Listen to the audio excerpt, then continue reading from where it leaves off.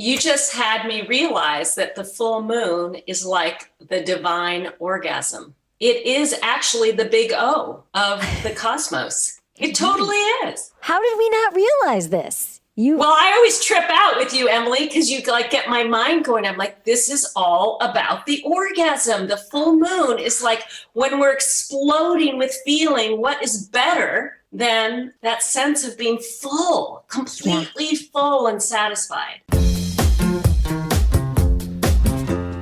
You're listening to Sex with Emily. I'm Dr. Emily, and I'm here to help you prioritize your pleasure and liberate the conversation around sex. Today's show is all about mindfulness, summer sex, and getting out of your head so you can get into your body. I'm joined by two incredible guests, certified life coach, sexologist, sex educator, and host of the Reveal podcast, Elle Chase, and renowned psychological astrologer and best-selling author, Dr. Jennifer Freed. We're diving into why mindfulness isn't just meditation. It's the key to better sex. I'll walk you through simple breathing exercises that can calm your nervous system and get you present in the moment. Because let's be honest, most of us are living in our anxious thoughts instead of our pleasure-filled bodies. Elle and I are taking your calls about threesomes, sex positions, and summer adventures that'll spice things up, from pool noodles as sex props to car encounters that'll make you nostalgic.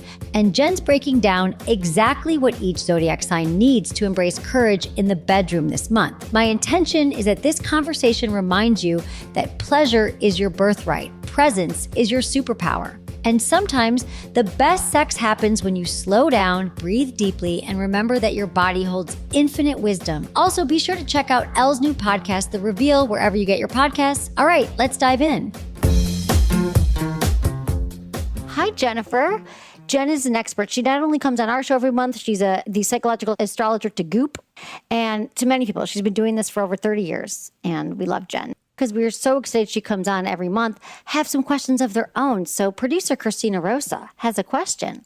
So my question is, my question is, my husband and I have been looking at buying houses, but we don't know if right now is a good time, considering he's a Gemini, I'm a Libra. And, I obviously very much look into astrology as a guide for me. So is it a good time for us, or should we think about, because he's also thinking about another job. So I don't know if that's something we should even think of. What's your exact birthday, Christina? October 16th. I was born at night. I was born at 9:25 p.m. Okay. Here's the bottom line. The whole world for the next 5 months is in a complete overhaul. And if you two feel very secure in your jobs and in your trajectory, then there's no reason for you not to buy a big house. But I'm big, just any house.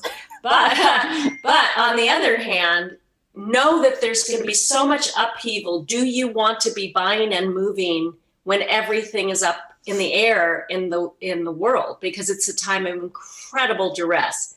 So I guess what I'm saying is, if I were both of you, I'd wait till January or February and see how things shake out before I would get involved with a big change. Okay, cool. Thank you. I appreciate that. Okay. Thanks, Christina. Okay, Ovi. Ovi's got a question. Hi, Jen.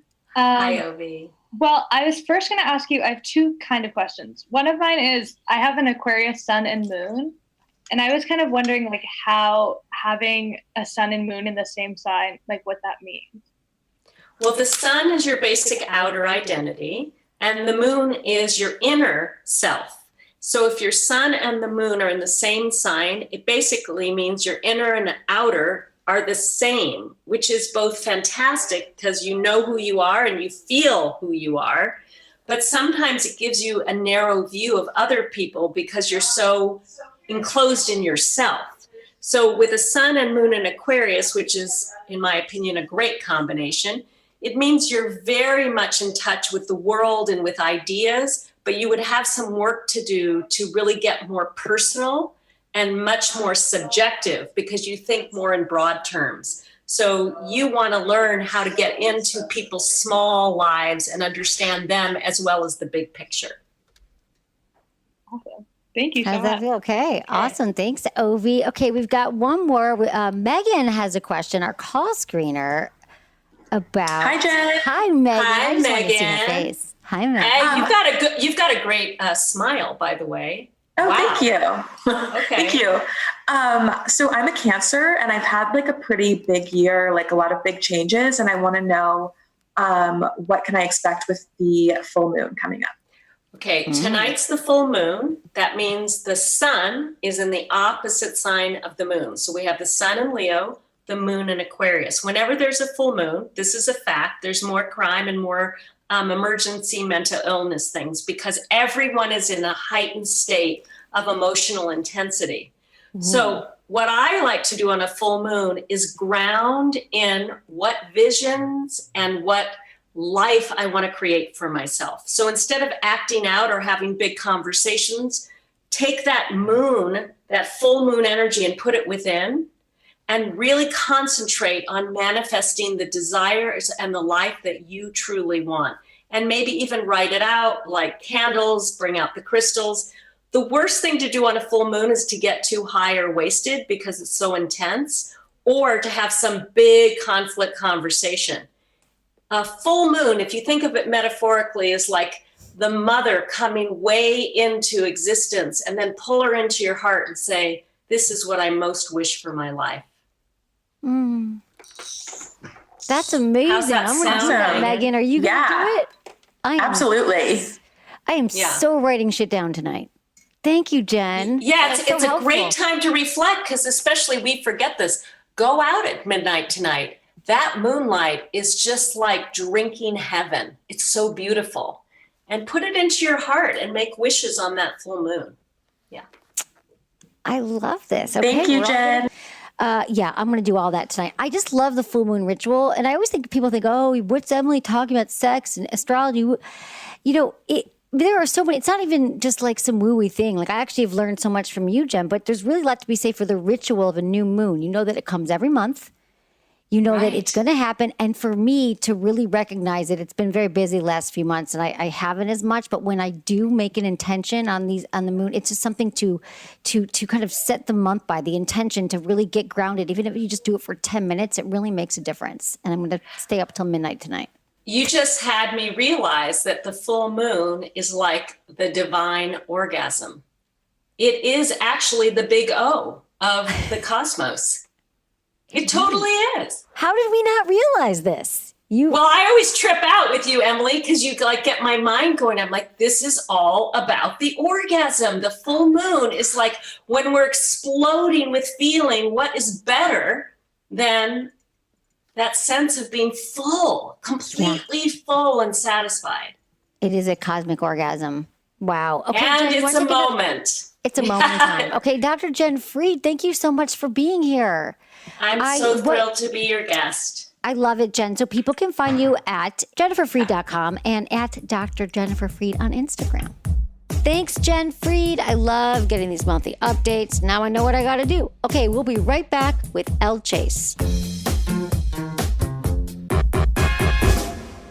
So you guys might remember that July is Sexual Liberation Month. Part of sexual liberation, it's like you get to choose what you're into sexually. How do you open that up? Like we're all free to make choices for ourselves, lead the sex lives we want to have the relationships we want to have. And we might make all these choices in our life, but we're still not liberated if we are constantly being controlled by that negative self-talk in our head. And we all have it. I have it too. And that goes something like this. And this is why I'm so excited to welcome my guest because, you know, we get to the bedroom, we're fooling around with someone, we're in the moment, and we're like, all we can think of is, oh, I hate the way I look, or hope they don't notice this thing about me, or can the kids hear me? I mean, whatever it is, we're in our heads all the time. But think about it. What if you were free from that voice? What if you could learn to embrace your own pleasure, right? And to engage in activities that truly give you pleasure. So my longtime friend and fellow sex educator, Elle Chase, is here. She is the author of the acclaimed book, Curvy Girl Sex. Welcome to the show, Elle Chase. Hi, thank you. I'm Good glad to be here. We have a call, so I'm going to take it. We got Trevor, 43, in Arizona. Hi, Trevor. Hey, how you doing? Great. How are you? How can I help? I'm really good. My girlfriend of almost 2 years and I my girlfriend of 2 years. We're thinking of possibly bringing other people into the bedroom, and my girlfriend is early 20s, I'm early 40s, and we fantasize about it, we talk about it, and we are considering maybe making plans for it, but I don't know if it's a good idea, even though we like the idea of it. Right. And I'm wondering what your take is. Okay, well, thank you, Trevor. This is such a good question because you did say some of the things I recommend is for couples to make sure, because, we don't know until it happens. And I try to set couples up for success in this way. And one of the things I say is fantasize about it, like do some dirty talk when you guys are just the two of you and talk about picturing that third person there. So it sounds like you've done that. And it's never a good idea to like try to talk our partners into it. Like we should have a threesome, right? So tell me where you're both at with it. Like, is it the kind of thing that she brought it up, you brought it up? How did it come to be? It's been over a year that we've actually talked about it. And so I'm trying to remember how it was brought up, but it was very casual and It wasn't a surprise to either one of us. It kind of goes both ways, meaning I kind of am curious about, male to male contact, and she's curious about female to female contact too. So It's like, we're both kind of like up for, let's see what happens kind of a thing, So, yeah. We're neither one of us have a lot of bugaboos. We're just kind of, trying to feel it out. And I just wanted to know if there's any, pitfalls or things that we really need to be wary of. You're asking all the right questions. I mean, the first thing is to decide like what kind of partner. You said you might be interested in being with a male. She might want a female. And then also setting as many boundaries ahead of time as you can and rules, for example.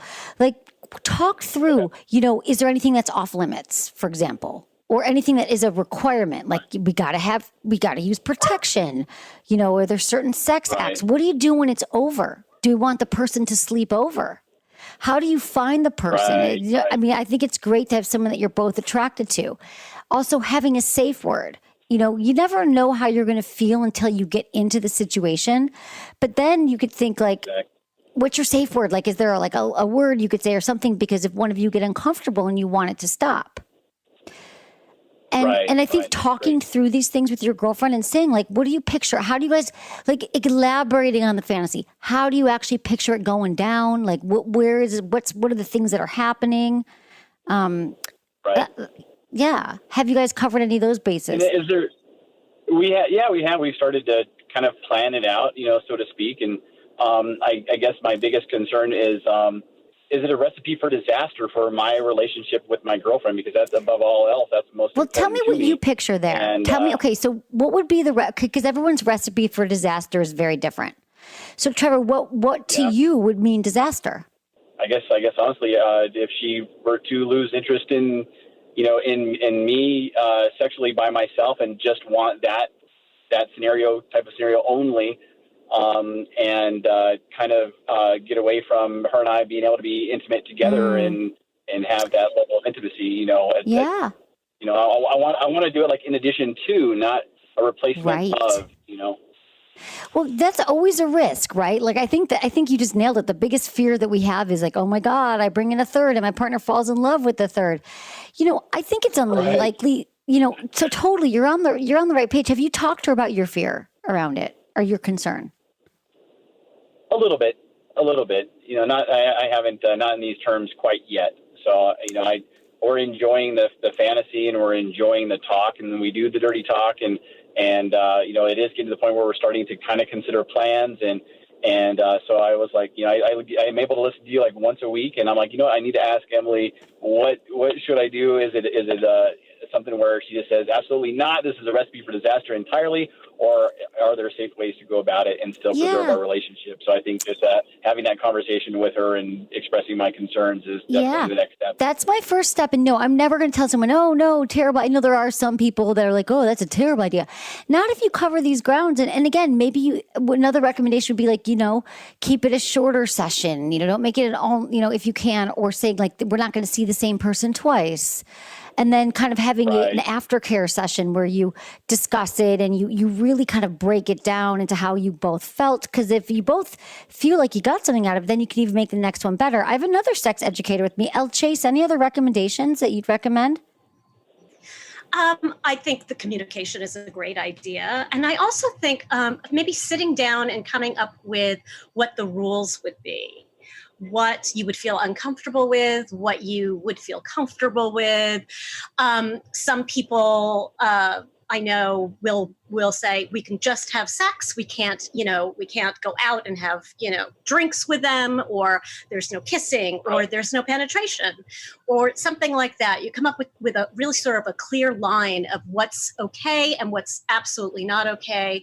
And then how you're going to communicate at the time if something comes up that you haven't talked about. That's definitely something I haven't thought about, and doing that safe word like you were saying too. So that's huge. Cover all of that, but I think you guys are pretty close. We're rooting for you. Yes, ma'am. Thank you for the help. Of course. Thanks for calling. I appreciate it. Okay, so I first, I think we can get into an email. This came in. We want to answer it, and I thought, I'm just going to have Ellen talk about this because we always talk about your book, Curvy Girl Sex, and I thought, let's help Michael, 24 from Washington. And you guys know that you can always email me, feedback@sexwithemily.com. So Michael says, my fiance and I are a little on the bigger side. We pretty much do the same position all the time because I just feel too small to do the other positions like doggy style, etc. Any advice? It's a very common question about doggy style, about receiver on top, all of those kinds of things.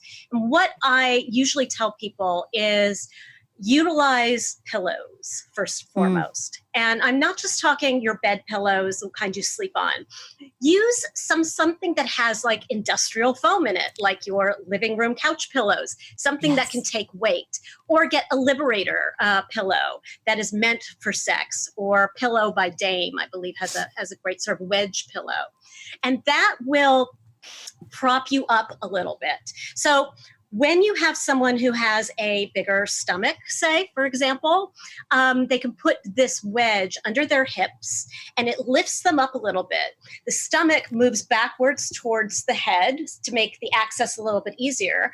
And then you want to make sure that the genital area is nice and open so that anything can go on there that you want it to go on, with a toy or a penis or whatever, hand. That's sort of really the key. So pillows strategically placed, and that is great also for doggy, to lay down on that wedge with the thicker wedge side towards one's stomach. And then the giver has the whole backside to play with, to open it up, to make it more available, as it were.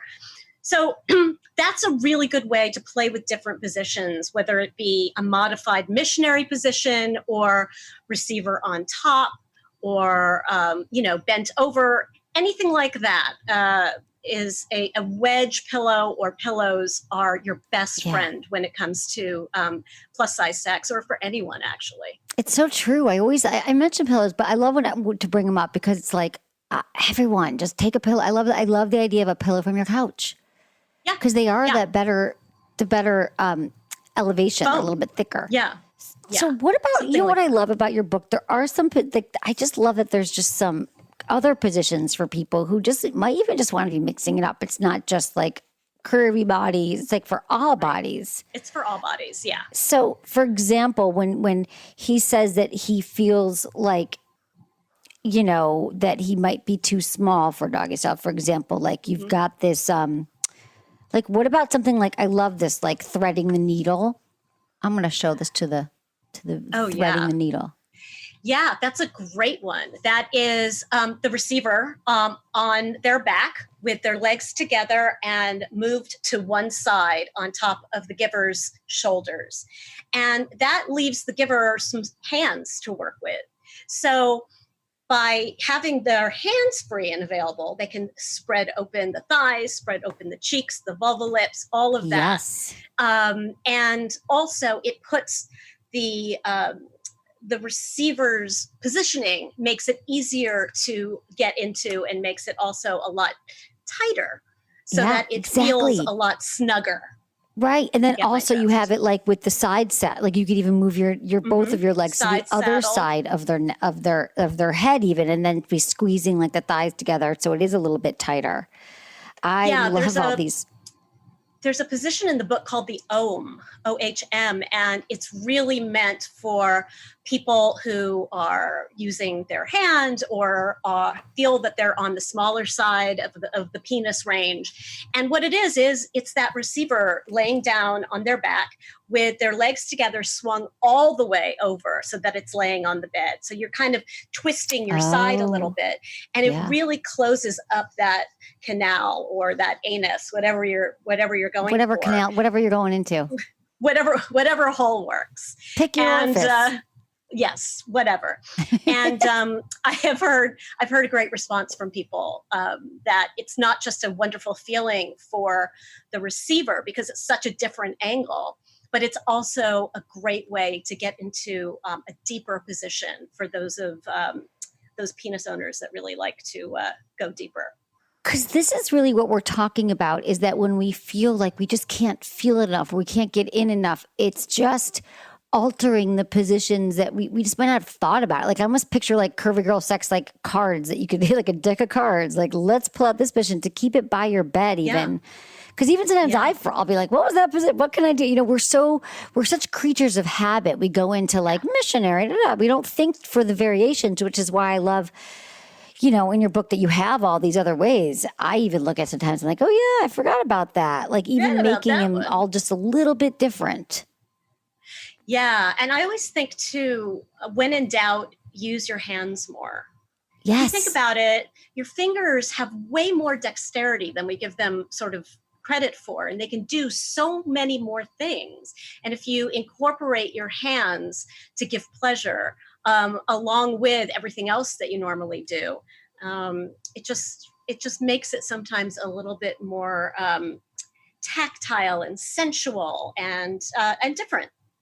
Yeah, our hands, man, it's funny because the other night we were talking about, you'll appreciate this, we were talking about a woman emailed and said that her jaw was hurting from oral, you know, and that's just like, are you doing the deep throat thing that you think is just expected of you? Exactly. Be like I have to choke on his piece. Like, use your hand. You could give a blowjob with hands. You could give oral with any kind of oral with hands. It's just, we forget what great tools they are. And also, I think too, what we forget is that our mouths are not meant to be opened that wide. You know what I mean? So of course it's going to feel uncomfortable. So, you know, or for that long, use what you got, you know? Exactly. You know, we got another call here. We got Bill, 60 from Colorado. His wife is having a hysterectomy. What should he expect? Hi, Bill. Thanks for calling. Hi. Thanks for being there. Sure. I'm here for you. The situation is, I'm 60. My wife is 51. We just found out she's got some uterine fibroids, many and some of large size. So a hysterectomy has been recommended. And I'm just curious, hormone-wise, sexual-wise, what can I expect? Well, I would also get a second opinion. I feel like sometimes hysterectomies are kind of like a go-to thing, and it's not always necessary. You might be able to avoid it. Like, there are alternatives. There's one, like, fibroids can be treated with a non-surgical procedure. I was just reading about this called uterine artery embolization that cuts off the fibroid's blood supply. And then another option is a myomectomy, which removes fibroids but spares the uterus. And I've just been hearing about, I'm not a medical doctor, Bill, but what I've been hearing and reading, maybe Elle, you can back me up on this, is that we need our Western doctors. Our doctors work hard. They're essential workers. But sometimes they rush to hysterectomies, and I just don't think it's the most suitable solution for everybody. Yeah, I agree. Actually, I do a lot of work with menopausal women, and I find that hysterectomy is the go-to for most gynecologists, and it actually does it does a lot of good to do your own research and to get a second, even a third opinion. Yes. Because a hysterectomy is a major surgery, and it has repercussions hormonally that will possibly affect her for the rest of her life, and it will definitely have some sort of repercussion for sex as well. That can all be mitigated. Yeah. But if you don't have to have one, if there's something else that's not as drastic, that's something to look into, I think. Okay. It was discussed that it would try the, I think I'm pronouncing it right because I was on the speakerphone, laparoscopic first Yes. to just remove the fibroids. Did I get that right? Yeah, laparoscopic surgery. It's a newer surgery. You do need general anesthesia, but it only causes like tiny incisions. It can cause blood loss, and it does, I believe, has shorter hospital visits. Okay, And- because my wife has experienced severe cramping and very heavy bleeding. Yeah, I mean, And I feel some of these yeah. are the size of a kiwi and a lime, from what the doctor said from the MRI. Yeah, I mean, that's probably true, but I would still like, that's the doctor's like, oh, it's big, we got to remove it. And I'm just feeling, Bill, you called in. I would just try to find another doctor in your area. I would maybe Google like women's health clinic. You're in Colorado. I would do some research, and I just think from what I've been hearing lately that we can just kind of, I wouldn't rush into it. And I'm sorry if she's having pain. I would really love you to get a second or third opinion. I think definitely if they're saying laparoscopic first just to get rid of the fibroids, I would try that ahead of time. To try and Same. get rid of the fibroids and keep the uterus is what I would go for. Yeah. Okay, great. Just keep All right. going. And There's no the rush first with thing it. you I would said go. to look up was something embolism. It's called uterine artery embolization, EMBOL. Okay. And so it's a uterine artery embolization, and so or a myomectomy. We could put this in the show notes. We forget about the show notes lately. We got a website at sexwithemily.com, and everything we talk about in the show, we actually put in the show notes there. So if you're ever like, what's that thing Emily said on the show the other night, you can check it there. So we can put some of these terms in for you as well.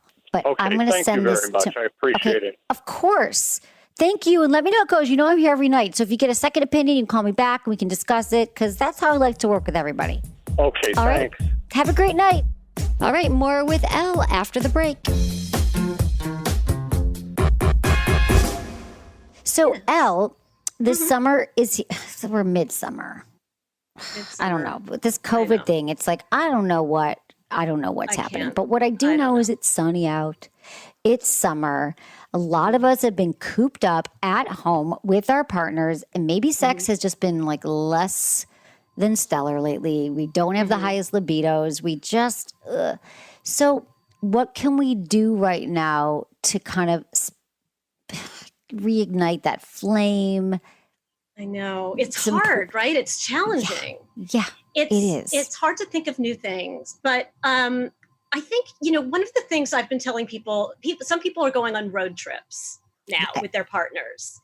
And so they've been camping or whatever. And it's, what can we do when we are camping? If we want to have sex, it's uncomfortable. It's, and so I think an interesting thing to do if you're taking a road trip or even if you're going to have sex in the backyard and you want to be comfortable, is, take some pool noodles and tie them together to make like a little pyramid.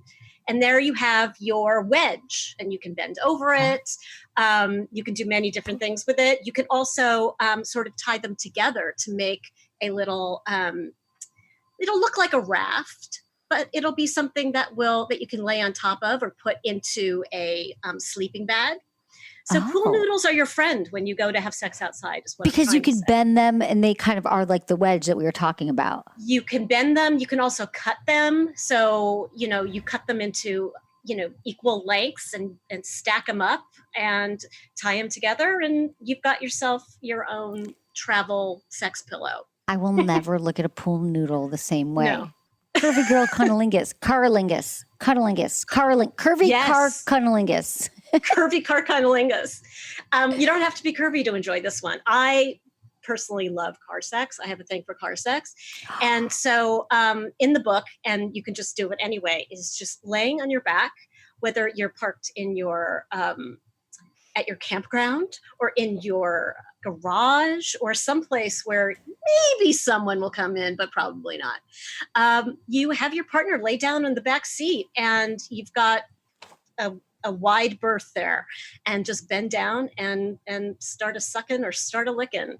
And it just adds this sort of almost a nostalgic feel to it, like when you're a teenager and you're kind of making out in the car. Yes. And also it's just a new place to have sex. And that does a lot. It does. People who are bored.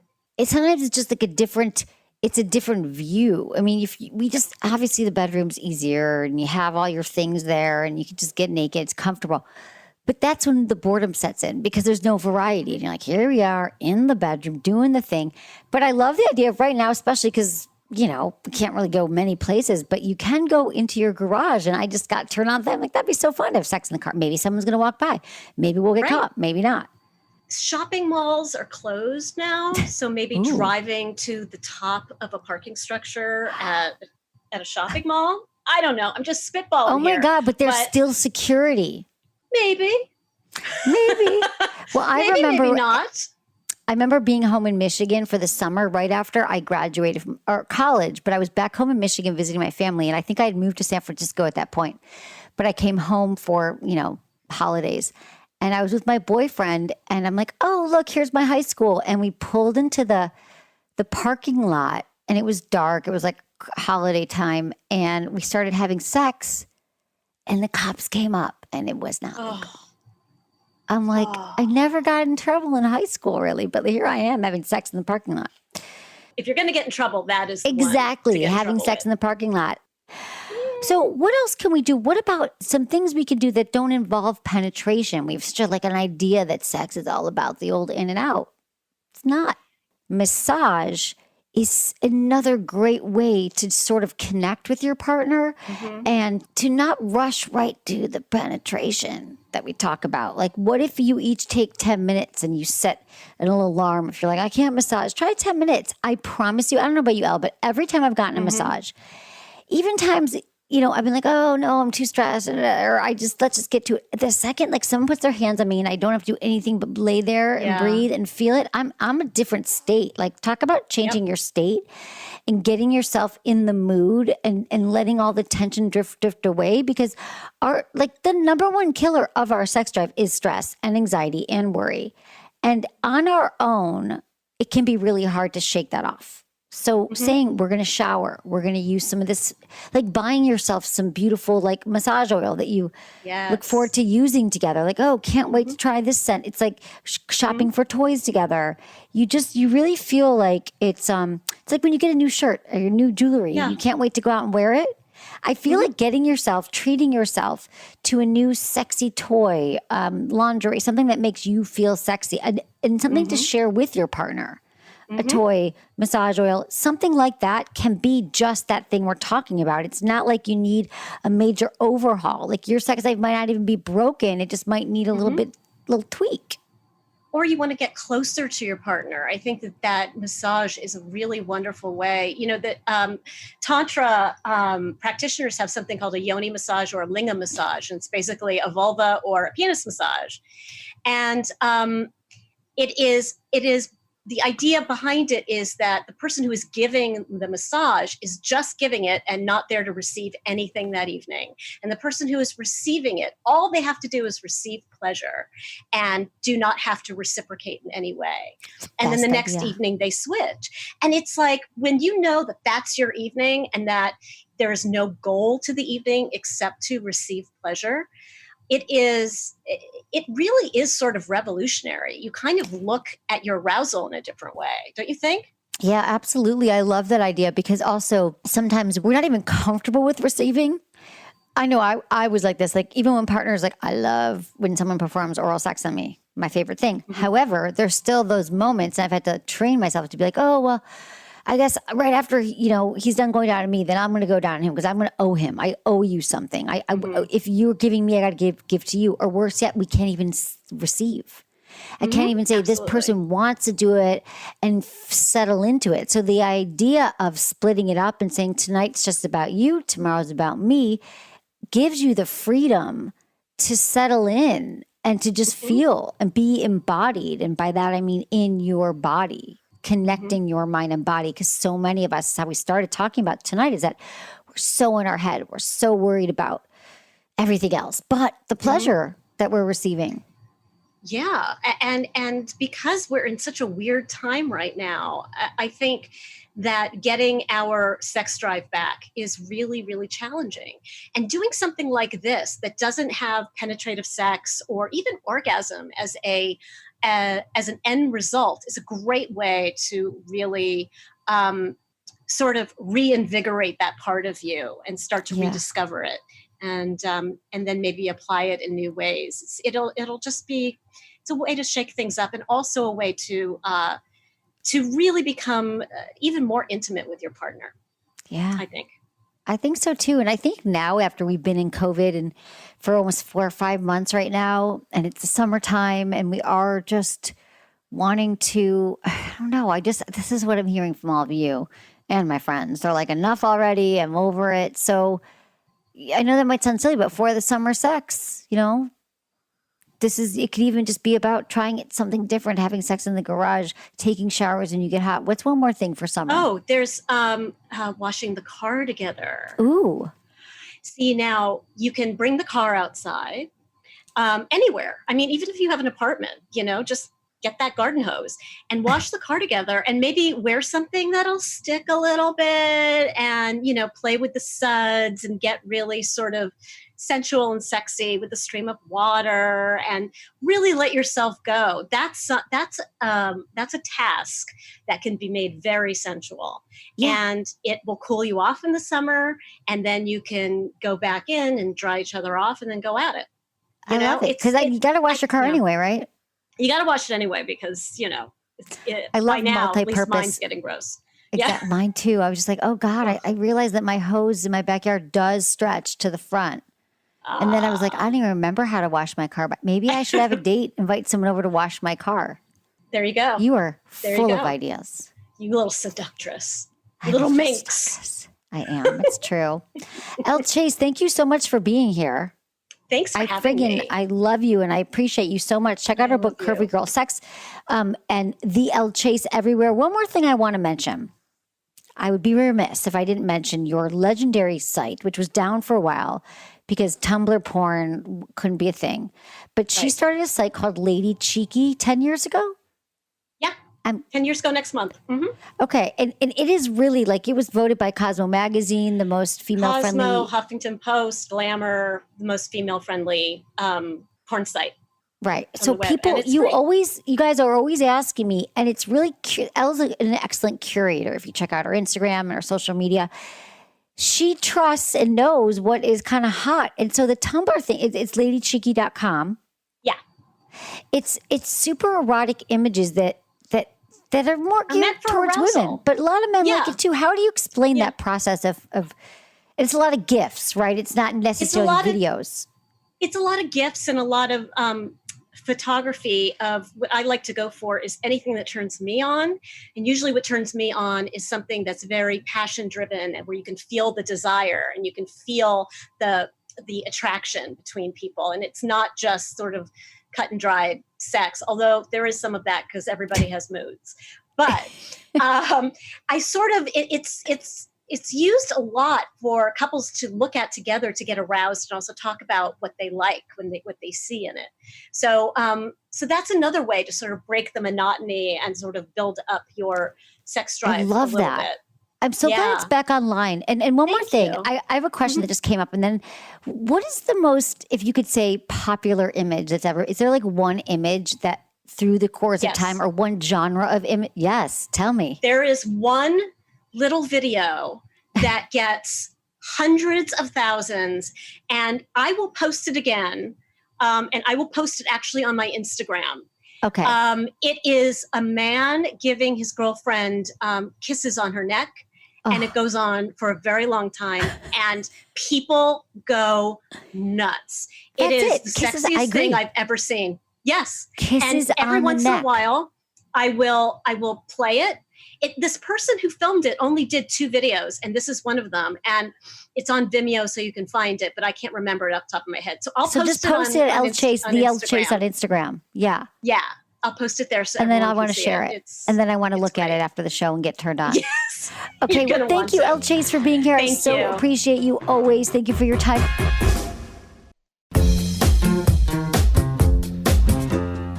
That's it for today's episode. Thank you so much for listening to Sex with Emily. And if you love the show, please like, subscribe, and leave a review wherever you get your podcasts. And hey, share this with a friend or a partner. It might just spark something. It usually does. You can find me on Instagram, TikTok, YouTube, Facebook, and X. It's all at Sex with Emily. Oh, and I've been told I give really good email. So sign up at sexwithemily.com for free guides and articles and more ways to prioritize your pleasure.